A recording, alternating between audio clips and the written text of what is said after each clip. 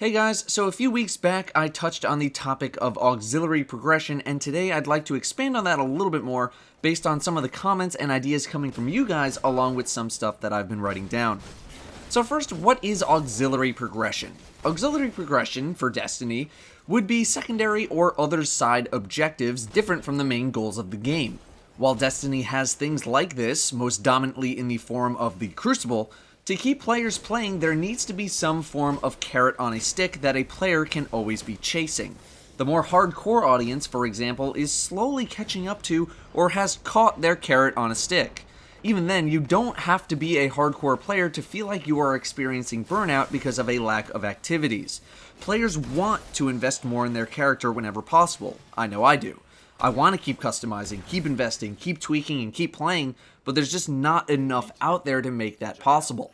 Destiny's world does not change much, and there aren't a huge amount of areas to explore. You, as a player, have zero impact on the physical structure, or any structure for that matter, on the world. Therefore, to keep players entertained beyond hitting level 32 or clearing the raid, we need to rely on ourselves or other players to provide our experiences. From some of the negative comments I've been seeing on my Crota challenge videos, as few of them as there are, simply making up your own challenges and doing them for this thing called fun doesn't seem to be enough for people. They see it as pointless, so obviously there needs to be some incentive in place. People want to feel like they are investing their time into something tangible, and I can respect that. So how can Bungie have people enjoying the game on a day-to-day basis? Well, they could add in content, but new content is costly to develop and takes a long time to do. I am a very firm believer in player-generated content, but that doesn't seem very high on Bungie's priority list of things that they want to give us, and if it is high priority, it's probably pretty far out.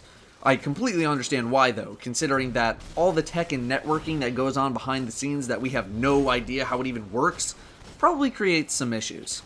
That ends up leaving us with having Bungie recycle content that's already in the game, and I'd say the weakest category of recycled content are the strikes.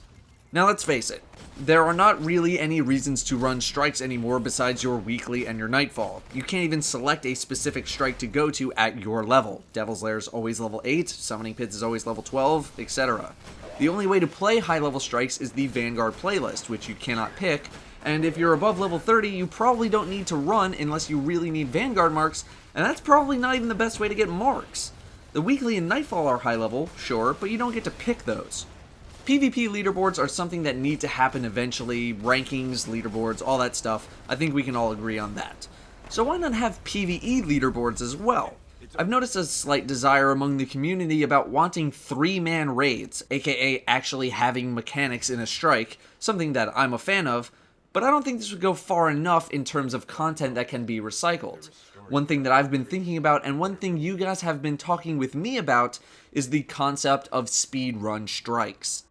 Speedrun strike leaderboards could be done in a variety of ways, could offer cosmetic rewards that make players stand out, and could recycle old content. To enter a speedrun for a specific strike, you would simply load up the strike that you wanted to run and select the speedrun option, whatever it might be. The level of the strike and your gear would be normalized to a certain level so that everyone is on a level playing field. This normalization would mainly be adjusting your defense stat. Your strength, your discipline, your intellect, all would remain intact. If your gear was lower level, it would be bumped up. If your gear was higher level, it would be bumped down, but it would not adjust your weaponry. Then, every couple of months, or even every expansion, you would reset the leaderboards and perhaps modify the experience a little bit. You can change up the way things spawn in the strike, you could add a difficulty modifier to it, but the entire point is to give people something to go do and something for people to strive for year-round. At the time of this video, you'd have 6 strikes to try to master, 8 if you're on PlayStation, and you'd be rewarded at the end of the season, we'll call it, with either an emblem or a shader or something cosmetic, depending on how you placed. For example, the top 50% could get a bronze thing, the top 25% silver, top 10% gold, top 5% platinum, top 1% diamond, and then maybe even more specific stuff for the top 100, top 10, or even the number 1 team. To really get the best times, you'd have to keep refining strategies, keep testing out builds, class setups, now multiply that times however many strikes there are available at the time.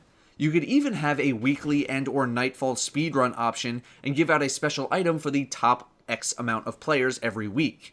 If you haven't seen the player-made weapon shader video, I'll link it at the end of this video, it's also in the description, but they did an amazing job of creating weapon shader concepts. These are definitely something that, if ever implemented, could be used as rewards as well.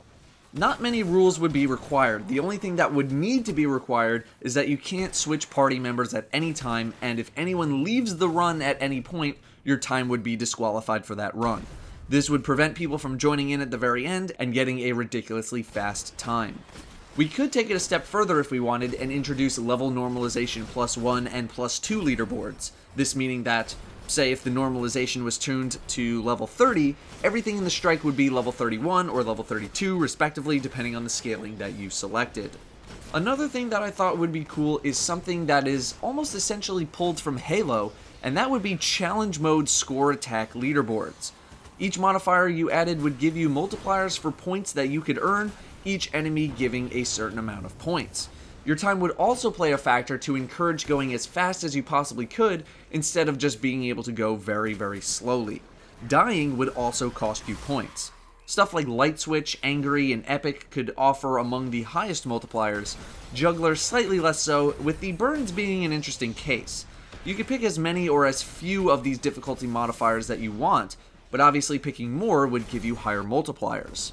For higher level players, burn mods actually make strikes a lot easier due to the fact that so many of these high level players have elemental primary weapons, although having all 3 burns at once can make some places pretty rough. However, most of the time the Nightfall ends up being easier than the weekly simply because the Nightfall has a burn modifier on it and makes things go a lot faster.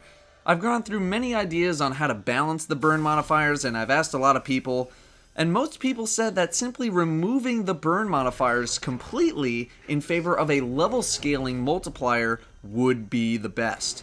So instead of the burn modifiers, you would have level modifiers that increase the level of the strike by 1 or 2 or 3, and depending on which you chose, you got a certain multiplier. Obviously higher level would mean higher multiplier.